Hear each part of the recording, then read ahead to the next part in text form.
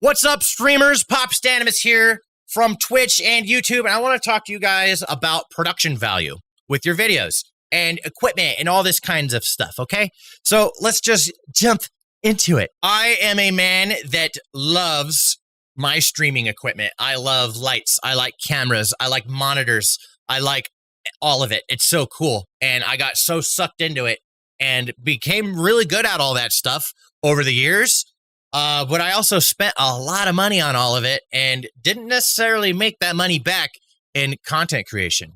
And I wanted to share with streamers that are looking to get into this, or I think this applies to YouTube as well.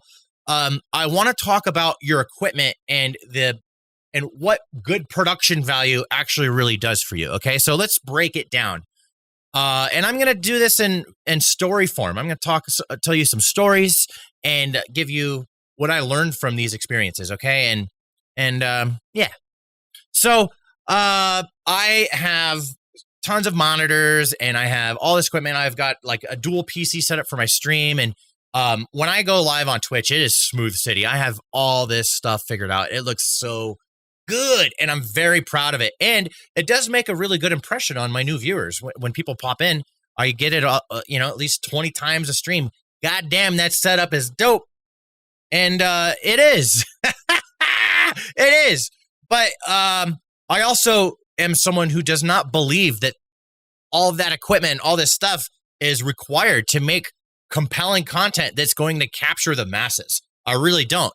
I think that a lot of people, myself included, get sucked into how cool you can make your studio and what all the equipment and the stream decks and all the things that you can get, the microphones, everything. That we forget on what really matters, and that is the connection of the host to the viewer and how you make that viewer feel. It's the content that you make. That is it. And you can achieve a powerful connection between you and the viewer with minimal equipment and minimal production value.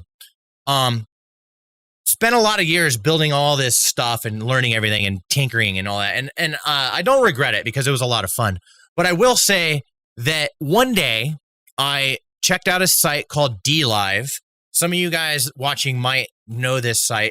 It's a streaming website that popped up a couple years ago, and they signed PewDiePie to exclusively stream on this platform. It has since expired, and he doesn't have anything to do with them anymore. But what happened with this situation with PewDiePie is it created a lot of hype for streamers to go over to DLive and check it out. And me being a streamer, I was like, you know what? I want to know about other streaming platforms. I'm going to go over there and take a look at it. I made an account. And I even actually, just for fun, went live at night. I had streamed all day on Twitch, and I went live on DLive and had some fun with it, blew some people's minds because they had not seen someone so try hard at streaming in a while on that site. So it's a lot of people just chilling. Anyways, one day I was browsing through some of the creators, and on this site at the time, I don't know where it's at right now, if someone had about 100 viewers, you're probably like the top streamer on the site, okay? So not a whole lot of viewers. And I remember sorting by top viewers, and I found this dude. I can't remember what his name was, but he was in a closet, okay? And he had a headset on that was like duct taped together, and it was like sagging down on one side. It was so busted, right? And he had a webcam duct taped to the top of it that was USB'd into a laptop. And this dude's sitting in a closet with a closet light on, okay, and he has this ridiculous thing on his head. So we could see his face from the webcam on the laptop, and then we could see a little box that he put on OBS that showed his perspective of stuff he was looking at. And it was really interesting. And this guy was super hype, okay? There was not much to the mic he was using was from the broken headset, okay? So that's how we heard him, and it was the laptop webcam, okay? Not even like a C920 or something, a built-in webcam into an old shitty laptop. And this guy was making it work with just that. This guy had like 100 viewers. And every time someone followed, he would be like, oh my God, so-and-so followed.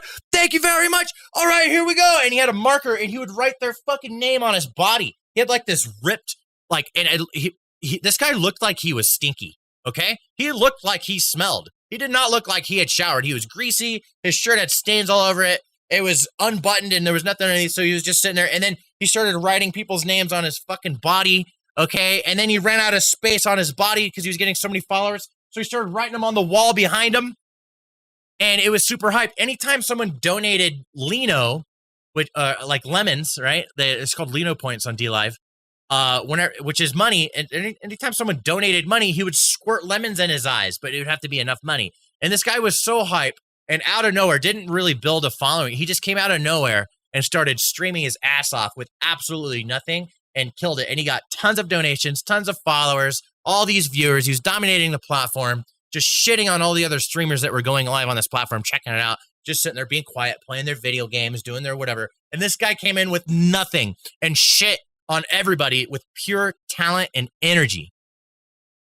I love that story because that was the day that I realized I need to stop trying to make my stream look so fucking good. I need to stop buying all this equipment. What I need to do is focus on getting in front of this microphone and getting in front of this goddamn camera and putting on a show for the people and making them feel something. That was the day that my mind unlocked. And ever since that day, when I saw that streamer and I observed and it unlocked in my brain, I'm like, this guy has got it figured out. This guy knows what streaming is all about. This nobody that I've never heard of before. And he's not a Twitch streamer. He came from somewhere else. I don't know. This guy just came from somewhere else out of nowhere and just blew everyone's minds on this site. Blew my mind.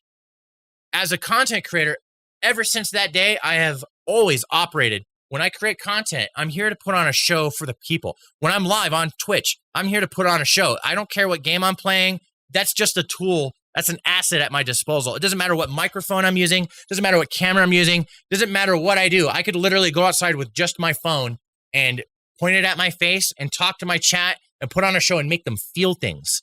Ever since that day that I witnessed this other guy doing it, I practice those disciplines when I get in front of this mic and camera. It's like I'm going to the streamer gym. The most important thing that I'm trying to do when I get in front of this stuff is to make the people feel something, to be magnetic, to get them attracted to what I'm doing. And I practice my ass off every single time. Every time I make a video on YouTube, I am practicing, putting on a show for the people. And that's what I wanted to talk about. My whole point today is it doesn't matter what equipment you have. You can start off with the most bare minimum stuff. Get a stream live, and you can start practicing being entertaining. That's it. You could practice being the guy on stage, and you have to be willing to bomb. It doesn't happen overnight. You don't just start and be awesome at this. You have to be willing to bomb. Think of like a stand-up comedian. They are willing to go on stage for the first time, never gone on stage before. So they had to have done this at once, okay, right? Every stand-up comedian had to have gone up on stage for the first time and didn't give a performance of a lifetime, okay? I think it's extremely common for comedians to go on stage and bomb. And what you need to be willing to do is bomb and not give up, okay? So when you go live on Twitch and you're trying to put on a show for the people and it's not a natural thing that you're used to doing, you're not used to being entertaining and thinking there's people watching this and I need to entertain them. You're not used to thinking that way.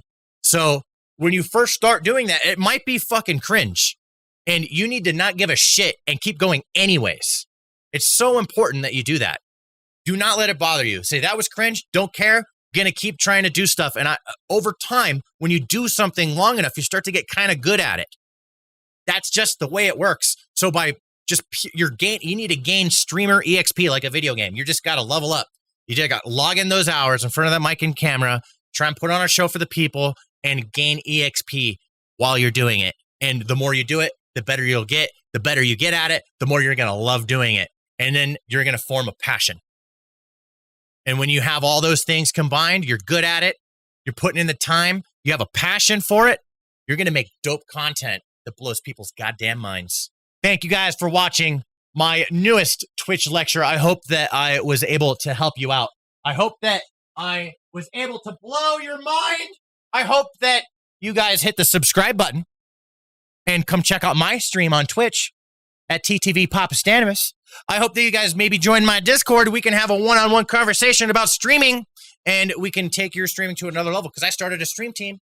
I hope you guys check that out. Links are all down below in the